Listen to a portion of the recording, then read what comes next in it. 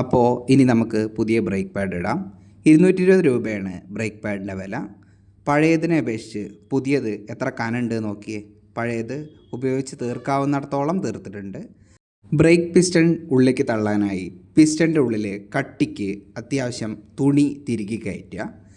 എന്നിട്ട് നമ്മുടെ സോക്കറ്റിൻ്റെ റാഡ് ഉപയോഗിച്ച് ബ്രേക്ക് പിസ്റ്റൻ്റെ മധ്യത്തിൽ തുണി കൂട്ടി അകത്തേക്ക് അമർത്തി തള്ളുകയാണ് ചെയ്യുന്നത്. പൊതുവേ ഈ മെത്തേഡിലാണ് ഞാൻ പിസ്റ്റൺ ഉള്ളിലേക്ക് തള്ളുന്നത്. അതുപോലെ തന്നെ താഴത്തെ പിസ്റ്റണും ഉള്ളിലേക്ക് തള്ളുക.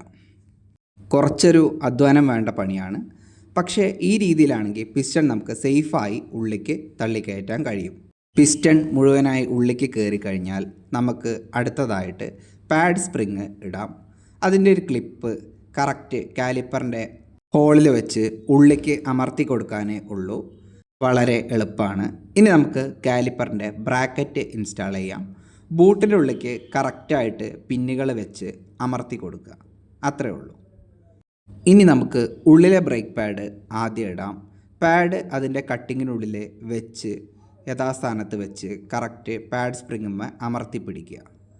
പാഡ് സ്പ്രിങ്ങിൻ്റെ മേലെ അത് കൃത്യമായി ലോഡ് കൊടുത്ത് ഇങ്ങനെ നിർത്തിയതിൻ്റെ ശേഷം നമുക്ക് പുറത്തെ പാഡ് ഇടാം. പുറത്തെ പാഡും ഇതുപോലെ അതിൻ്റെ സ്ലോട്ടിൽ വെച്ച് കറക്റ്റായിട്ട് 2 പാഡുകളും ഒരുമിച്ച് അമർത്തി കൊടുക്കുക. എന്നിട്ട് നമ്മുടെ പാഡിൻ്റെ പിന്ന് 2 പാഡിൻ്റെയും ഉള്ളിലൂടെ അങ്ങോട്ട് കയറ്റി ഇട്ട് കൊടുക്കുക. ഇത്രേ ചെയ്യാനുള്ളൂ. ഇനി നമുക്ക് ബ്രേക്ക് പാഡുകൾ ഇതേപോലെ കറക്റ്റ് അതിൻ്റെ സ്ലോട്ടിൻ്റെ ഉള്ളിലേക്ക് ഒരല്പം അകത്തി വെച്ച് ഡിസ്ക് കയറാനുള്ള ഗ്യാപ്പ് ഉണ്ടാക്കിയെടുക്കണം. എന്നിട്ട് കാലിപ്പർ അസംബ്ലീനെ നേരെ ഡിസ്പ്ലേറ്റുമേക്ക് സാവധാനം അങ്ങോട്ട് തള്ളി കയറ്റി വെക്കണം.